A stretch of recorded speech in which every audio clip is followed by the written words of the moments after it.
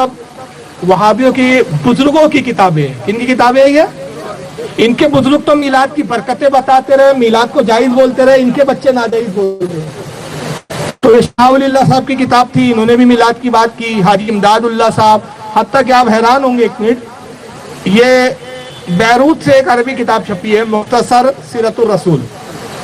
یہ محمد ابن عبد الوہاب نجدی کے بیٹے کی لکھی ہوئی ہے. کسے لکھا ہے؟ محمد ابن عبد الوہاب نجدی کی. اس نے بھی میلاد النبی پہ کتاب لکھی ہے پوری, مختصر سیرت الرسول. اور اس کے اندر ایک جگہ وہ لکھتا ہے, بس یہ اتنا ہی سنا دیتا ہوں, یہی کافی ہے. یعنی جہاں سے وہابیت شروع ہوئی انہی کے جد اعلیٰ کو سنا دے رہا ہوں, تو بات ہی ختم ہو جائیں گی. صفحہ نمبر اس کا 11 ہے. تو عبداللہ نام تھا, محمد ابن عبد الوہاب نجدی, اسی کی نام کی نسبت سے ان لوگوں کو کہا جاتا ہے وہابی. یہ اس کی کتاب ہے, اور ظاہر سی بات ہے یہ ہندوستان میں نہیں چھپی ہے, بیروت لبنان کا نسخہ ہے جو میں نے باہر سے بلایا ہے.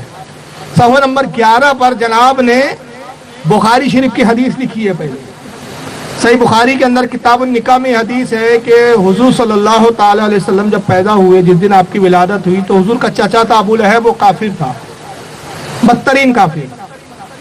اس کی ایک لونڈی تھی سویبہ. وہ لونڈی آتی اور کہتی ہے کہ ابو لہب آقا مبارک ہو, آپ کو بھتیجا ہوا ہے. وہ تکے سے ٹیک لگا کے بیٹھا ہوا تھا. بھتیجے کی جیسی خوشخبری اس نے سنی, خوشی میں انگلی سے اشارہ کیا, اس نے یہ شہادت کی انگلی سے کہا, جا آزاد ہے. تو نے محمد کی پیدائش کی خوشخبری سنائی, بھتیجے کی خوشخبری سنائی, جا میں تجھے آزاد کرتا ہوں. امام بخاری لکھتے ہیں کہ وہ مر گیا, اور جب مرا تو بڑے سخت عذاب میں تھا.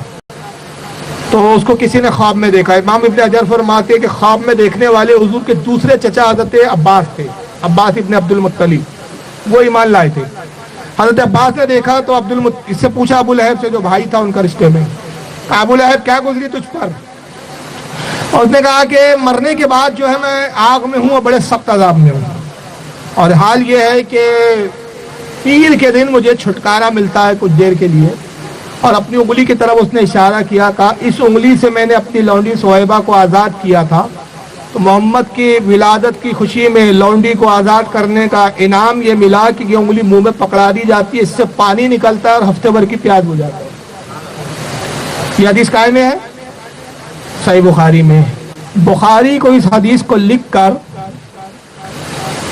کیا نام ہے, محمد ابن عبد الوہاب نجدی کے صاحبزادے عبداللہ کہتے ہیں, قال ابن الجوزی, ابن جوزی کہتے ہیں, فَإِذَا كَانَ هَذَا أَبُو لَهْبِ الْكَافِرِ الَّذِي نَزَلَ الْقُرْآنَ بِذَمِّهِ جوزی بِفَرَاتِ لَيْلَةِ الْمَوْلِدِ النَّبِيِّ صلی اللہ علیہ وسلم بِهِ.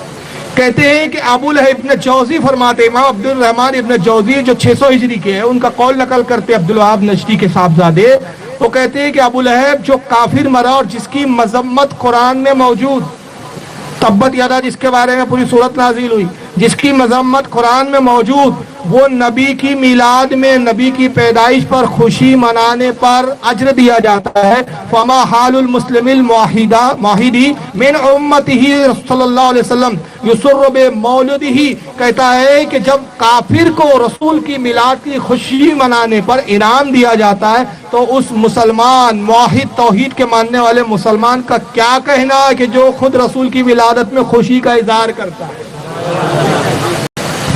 اس کا پھر کیا کہنا صاحب؟ اس کو کتنے جو ہے اس کا مقام جو ہے کتنا بلند ہو جاتا ہے اور کتنے درجے مل جاتے ہیں, اس کا حال کا کیا بیان کیا جائے صاحب؟ تو یہ ان کو بھی اقرار ہے مولوی صاحب کو کہ ابو لہب کو جب انعام مل سکتا ہے کافر کو, تو مسلمان کو کتنا نہیں ملے گا انعام.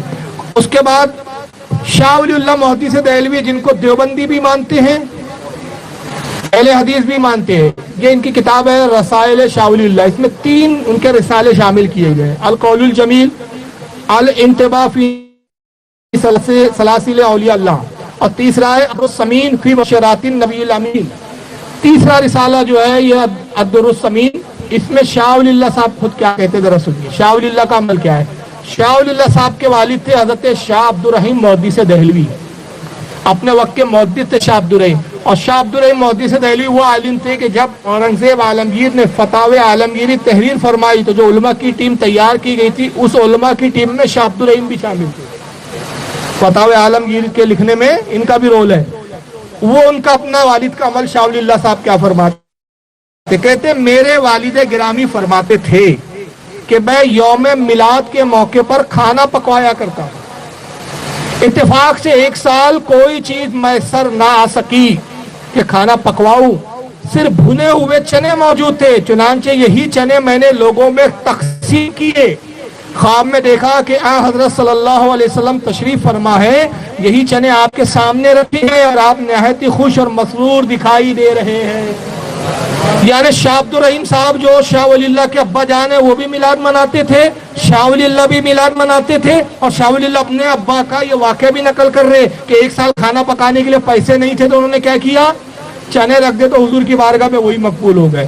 اور ان کے صاحبزادے تھے شاہ ولی اللہ کے شاہ عبد العزیز, وہ اپنے وقت کے مجدد بھی مانے گئے. ان کی فتاوی عزیزیہ اس میں کہتے ہیں کہ فقیر کا بھی عمل یہ ہے کہ وہ بھی میلاد النبی مناتا اور کھانا پکواتا. اور ان سب سے پہلے شاہ عبد الرحیم سے بھی پہلے, شاہ ولی اللہ سے بھی پہلے 550 سال پہلے جو شخص گزرتے ہیں وہ شاہ عبدالحق محدث دہلوی. ان کے بارے میں صرف ایک خاص بات بتا دوں, وقت تو نہیں ہو رہا ہے نا, مطلب ختم کرنا ہے نا, ہاں بول دیں آپ, اشارہ کر, تقریر ہو گئی ہے, حالانکہ تقریر ہو گئی جو بولنا تھا. ان کی خاص بات بتا دوں, اور اس کو وہابیوں نے بھی لکھا ہے. شاہ عبدالحق محدث دہلوی رحمۃ اللہ علیہ مدینہ منورہ میں درس حدیث دیتے تھے.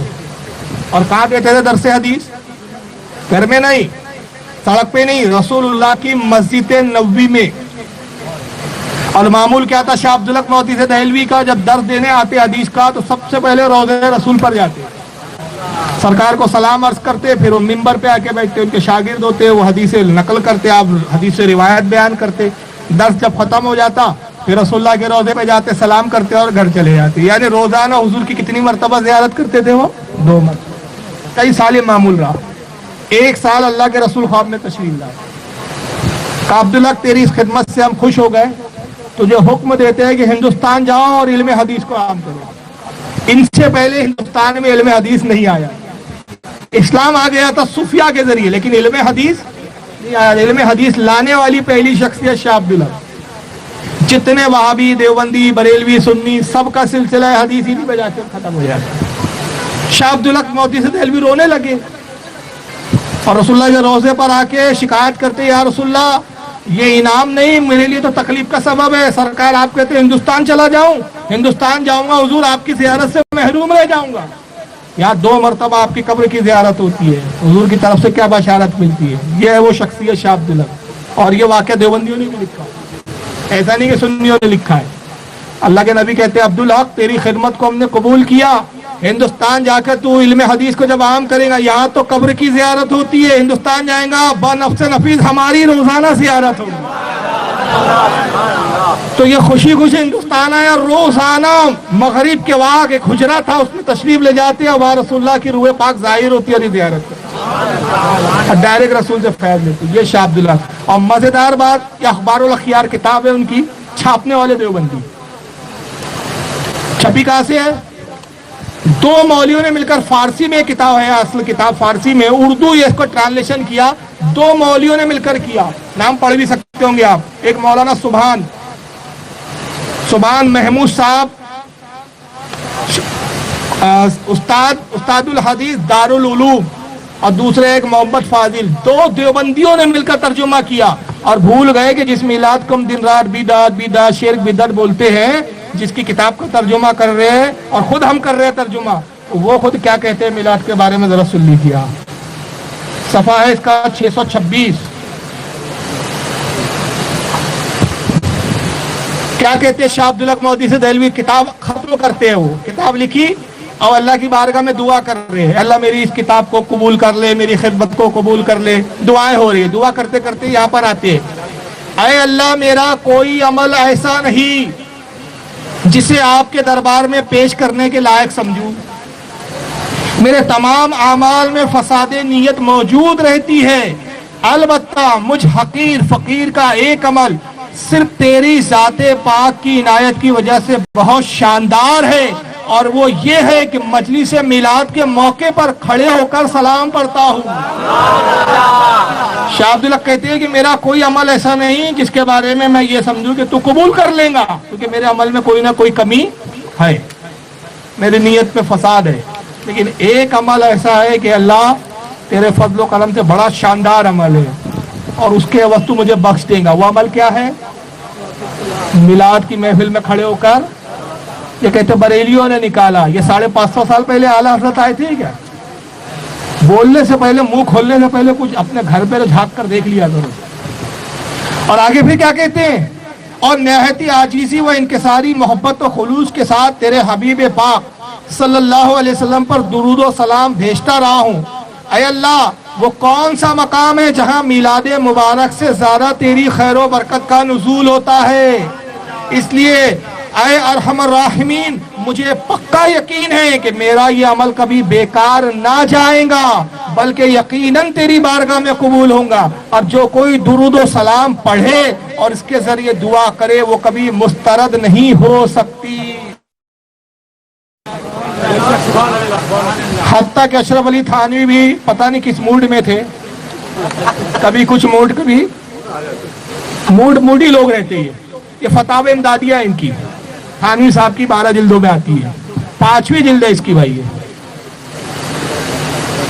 اس کے جلد نمبر 5ویں ہے۔ اب تھانوی صاحب یہاں کچھ الگ موڈ میں تھے۔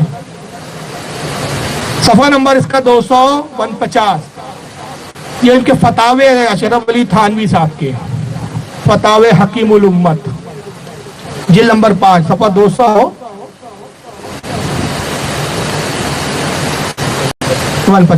دیکھیے سوال ہوتا ہے تھانوی جی سے، سوال کسی نے پوچھا، مولود شریف، مولود یعنی میلاد، مولود کہتے ہیں پیدائش کا دن، حضور کی پیدائش کا دن، مولود شریف ایک محفل آرائش میں پڑھنا اور کھڑا ہونا درست ہے یا نہیں؟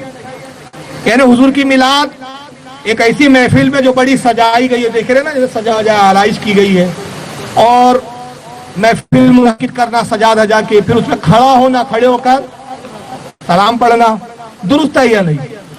اور اس طرح پڑھا جاوے کہ کبھی کچھ بیان با عبارت نثر اور کبھی چند اشعار نعت با عبارت نظم پڑھی جاوے، یہ جائز ہے یہ نہیں؟ یعنی کبھی یہ کہ کبھی نعت کی شکل میں میلاد، یعنی جو نعت پڑھ رہے اس میں بھی میلاد کا ذکر ہو، اور نثر یعنی تقریر کو بولتے ہیں، اور تقریری انداز میں بھی حضور کی پیدائش کا ذکر ہو رہا ہے، یہ جائز ہے یا نہیں؟ تو تھانوی صاحب موڈ میں تھے، جواب دیتے ہیں، ذکر ولادت شریف نبوی صلی اللہ علیہ وسلم مثل دیگر اذکار خیر کے ثواب اور افضل ہے۔ جیسے دیگر ذکر ہوتا ہے، جس طرح دیگر اذکار ہے، ذکر اللہ ہے، اللہ کے ذکر کا ہے، رسول کا ذکر ہے، اس پر جو ثواب ہے ویسی یہ بھی جائز، اور جائز ہی نہیں بلکہ کیا ہے؟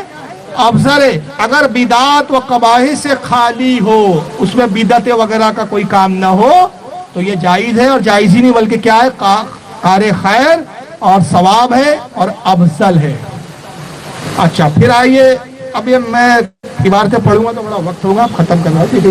یہ دیوبندیوں کا توغلا پن بھی دیکھ لو آپ، میں نے کہا نا یہ عجیب موڈی ہوتے تھے، کبھی بھنگ پی لیتے تھے، پھر کبھی نشہ اترے تو کچھ اور لکھتے تھے، کبھی نشے میں تو کچھ، اب یہ نشے میں تھے۔ تو خلیل احمد امبیٹوی صاحب ہے، یہ رشید احمد گنگوہی صاحب جو دیوبند کے تھے ان کے شاگرد تھے، اور اشرف علی تھانوی کے استاد ہیں۔ تو یہاں جب بھنگ پی کے وہ جب براہین قاطعہ لکھ رہے تھے تو اس میں انہوں نے لکھ دیا ایک جگہ کہ حضور کی میلاد منانا کنہیا کے جنم دن منانے کی طرح ہے، اور پھر بڑھ کے لکھا کہ اس سے بھی بدتر ہے کہ ہندو تو کبھی کبھار سال میں ایک ہی بار جو کنہیا کا جنم دن مناتے، جنم اشٹمی مناتے ہیں، اور یہ مسلمان تو سال بھر جب دل بولتا ہے تب محفل میلاد منعقد کر لیتے ہیں، تو یہ ان کافروں سے بھی بدتر ہے۔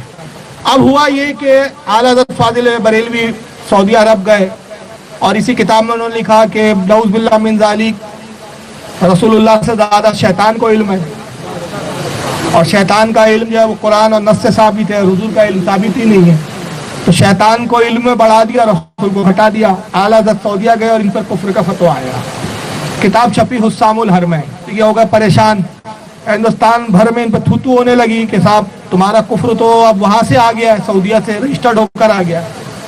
تو انہوں نے پھر کیا کیا، سعودیہ کے عالموں کو دھوکہ دینے کے لیے ایک دوسری کتاب لکھی ہے، اب یہ نشے میں نہیں تھے، جب لکھے تو یا بھنگ پی کے لکھ رہے تھے، اب نشہ اتر گیا حسام الحرمین دکھ کر. تو سعودیہ کے عالم کو انہوں نے خط لکھا، کہا کہ مولانا احمد رضا نے جو ہم پہ فتوے لگائے وہ جھوٹے، ہمارا عقیدہ ایسا نہیں ہے. تو ان علماء نے کہا چلو ٹھیک ہے، ہم سوال دیتے ہیں، ان سوالوں کے جواب آپ لکھ کر بھیجیے، ان سوالات کے جوابات آپ بھیجیے تاکہ آپ کا عقیدہ پتہ چلے. اب انہوں نے سوال کیا سعودیہ والوں نے، یہ بھی خلیل احمد امبیٹھی نے لکھی کتاب کا نام ہے المحند علی المفند، اردو میں نام رکھا گیا عقائد علماء اہل سنت والجماع. اپنے آپ کو سنی بھی بولتے ہیں نا یہ لوگ. صفحہ 28 ہے، صفحہ 27. سوال ہوا کیا تم اس کے قائل ہو کہ جناب رسول اللہ صلی اللہ علیہ وسلم کا ذکر ولادت شرعاً قبیح و بدعت سیئہ و حرام ہے یا کچھ اور؟ سعودی والوں نے کہا بھائی سننے میں یہ آیا آپ کے بارے میں کہ آپ میلاد کو حرام بولتے ہو، میلاد کو بدعت بولتے ہو. اچھا اب یہ بتائیے آپ میلاد کو یہ لوگ بدعت بولتے ہیں کہ نہیں بولتے؟ آپ ہی بھی بولتے ہیں نا. اس وقت سعودیہ کے علماء کو بیوقوف بنانا تھا، تو جواب کچھ ہے. سعودیہ کا معاملہ نپٹ گیا تو پھر وہی کتے کی تم ٹیڑھی کی ٹیڑھی. پھر ان کے مولوی چیخرے چلا رہے ہیں میلاد حرام، میلاد بدعت، میلاد بدعت سیار، یہ. مگر دیکھیے سعودیہ کے علماء کو کتنے مکار اور دوگلے ہوتے ہیں ان کے مولوی. دیکھو کتابیں دونوں چھاپ رہے ہیں، کنہیا کا جنم دن والی بھی چھپ رہی ہے، اور یہاں جو صفائی دے رہے ہیں صفائی دیکھیے کیا دیتے ہیں.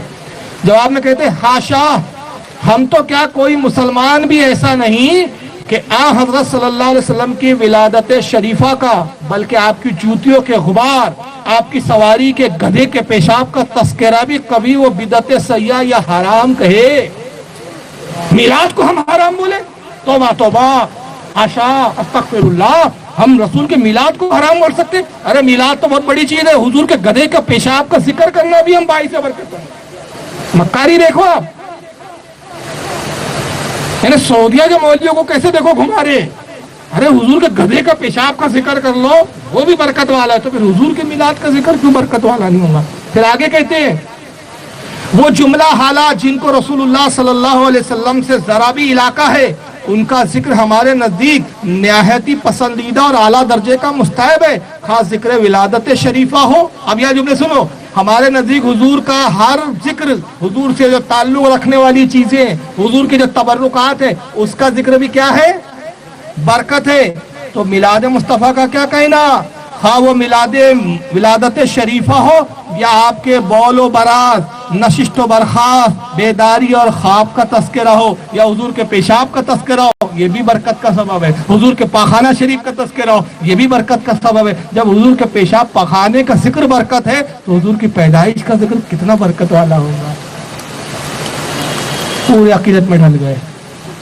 اس کے بعد سعودیہ کے علماء نے پھر سوال کیا کہ بھیا تمہارے بارے میں تو کہا گیا کہ آپ نے اپنی کتاب میں لکھا کہ رسول کا میلاد منانا کنہیا کے جنم دن منانے کی طرح. اب سوال ہوتا ہے تم نے کسی رسالے میں ذکر کیا ہے کہ حضرت کی ولادت کا ذکر کنہیا کے جنم اشٹمی کی طرح ہے یا نہیں؟ کتاب یہاں موجود ہے، عبارت بھی میں آپ کو دکھا دیتا ہوں. صفحہ نمبر 317، دونوں کتابیں چھاپ رہے ہیں آج. دیکھیے 317 پہ لکھا ہوا ہے.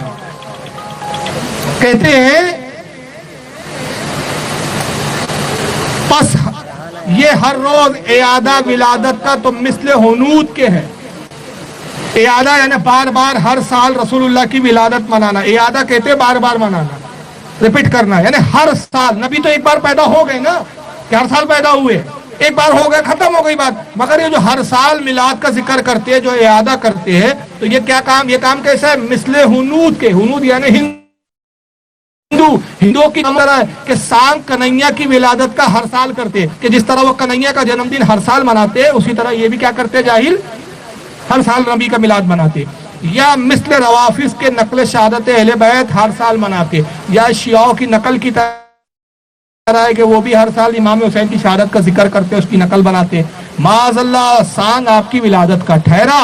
اور خود یہ حرکت کبھی قابل لوم، حرام و فسق ہے. لوم کس کو کہتے ہیں معلوم؟ اوچھی چھچوری حرکت.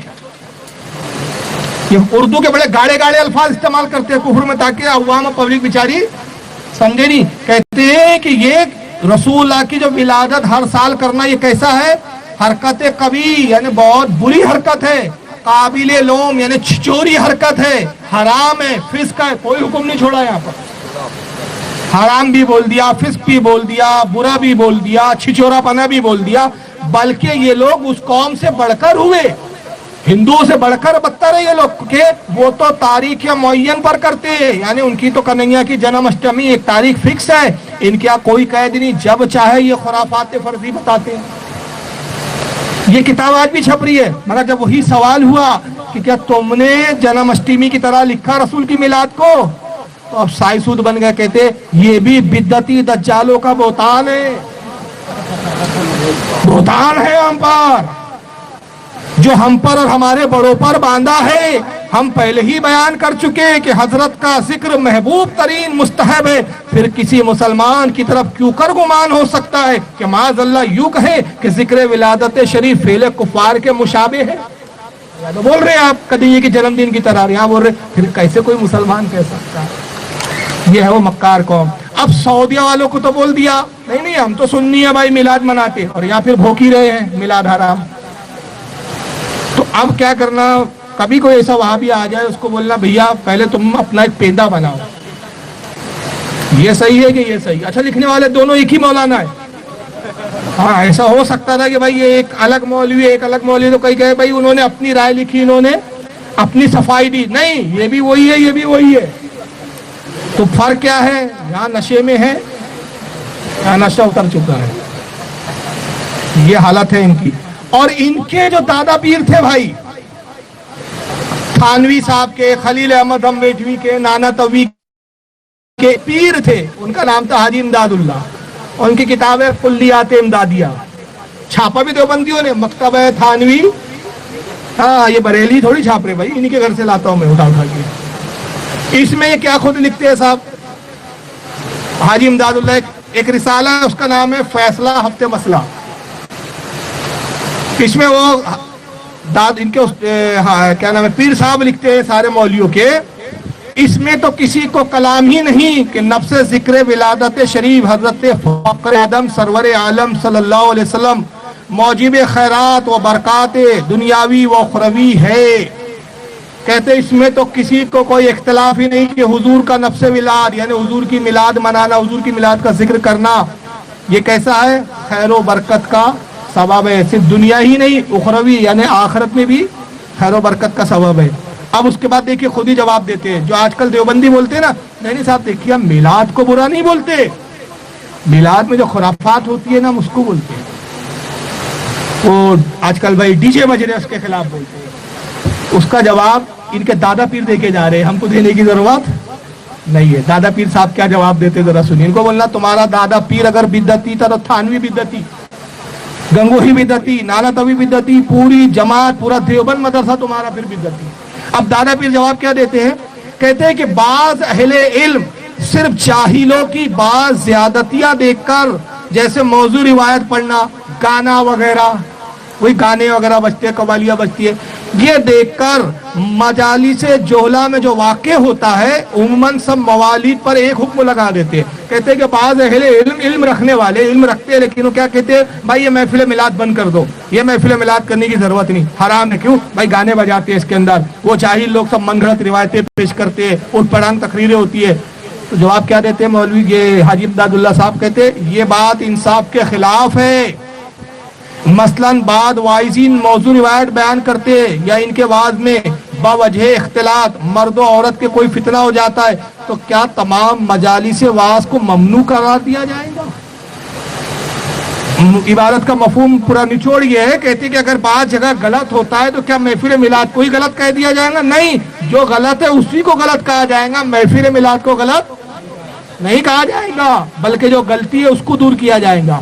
پھر آگے کہتے رہا یہ اعتقاد کہ مجلس مولود شریف میں حضور پرنور صلی اللہ علیہ وسلم رونق افروز ہوتے ہیں، کہتے ہیں کہ بہت سارے لوگوں کا یہ بھی عقیدہ ہے کہ جب حضور کی میلاد کی محفل ہوتی ہے تو سرکار تشریف لاتے ہیں، حضور کا خاص فضل و کرم ہوتا ہے، تو اس پر بھی دیوبندی اعتراض کرتے ہیں۔ تو پیر صاحب جواب دیتے ہیں کہ یہ اعتقاد کہ مجلس مولود شریف میں حضور پرنور صلی اللہ علیہ وسلم رونق افروز ہوتے ہیں، اس اعتقاد کو کفر و شرک کہنا حد سے بڑھنا ہے۔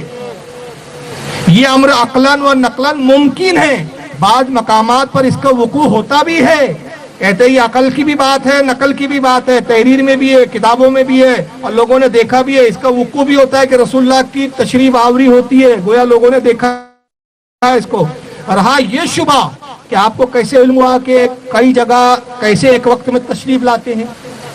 کہتے اگر کوئی اعتراض کرے کہ بھائی ہزاروں جگہ محفل بلاد ہوتی ہے تو حضور ایک ہی وقت میں ساری محفلوں میں کیسے جا سکتے ہیں؟ تو پیر صاحب کو جواب دیتے ہیں کہ یہ ضعیف شبہ ہے، کمزور جو ہے یہ شبہ کیسا ہے؟ کمزور ہے۔ آپ کے علم و روحانیت کی وسعت جو دلائل نقلی اور کشفیہ سے ثابت ہے، اس کے آگے ایک ادنا سی بات ہے۔ علاوہ اس کے اللہ کی قدرت تو محل کلام نہیں، اور یہ بھی ہو سکتا ہے کہ اپنی جگہ تشریف رکھے اور درمیانی حجاب اٹھ جاوے۔ کہتے اگر حضور ایک وقت میں سینکڑوں جگہ چلے جائے تو اس میں کون سے تعجب کی بات ہے؟ یہ حضور کی قدرت سے باہر حضور کے لیے ادنا بات ہے، یہ معمولی بات ہے کہ ایک وقت میں سینکڑوں جگہ چلے جائے۔ اور اللہ چلو اگر حضور نہیں جا سکتے تو اللہ کے لیے تو محل کلام نہیں کہ اللہ اپنے حبیب کو ساری محفلوں میں پہنچا دے۔ پھر کہتے اگر تم اللہ کی بھی قدرت نہیں مانتے تو یہ بھی تو ہو سکتا ہے کہ بھائی حجاب ہٹ جاتے، حضور مدینے سے ہی اپنے محفل منانے والوں کو دیکھ لیتے۔ پیر صاحب خود ہی سارے شبہات دور کر رہے ہیں، اور پھر آگے کہتے ہیں کہ مشرف فقیر کا یہ ہے، مشرف یعنی طریقہ، یعنی میرا طریقہ تو یہ ہے کہ محفل مولود میں شریک ہوتا ہوں۔ میلاد کی محفل میں کیا ہوتا ہوں؟ شریک ہوتا ہوں، بلکہ ذریعہ برکات سمجھ کر منعقد کرتا ہوں۔ ذریعہ برکات سمجھ کر خود میں محفل میلاد کرتا ہوں، اور قیام میں لطف و لذت پاتا ہوں۔ جب سلام ہوتا ہے تو کھڑے ہو کے سلام بھی پڑھتا ہوں، اور کھڑے ہو کے سلام پڑھنے میں مجھے مزہ بھی آتا ہے اور لطف بھی آتا ہے۔ پیر صاحب کو لطف آتا تھا، مرید صاحب کو چڑ ہوتی تھی۔ تو یہ ایک عجیب ہی ڈرامہ ٹائپ کا فرقہ ہے۔ بہرحال اللہ تعالیٰ ان سے بچائے، اللہ تعالیٰ آج کی محفل کو قبول فرمائے، کہنے سننے میں کوئی لرزش غلطی اپنے حبیب کے صدقے معاف فرمائے۔ وما علینا الا البلاغ۔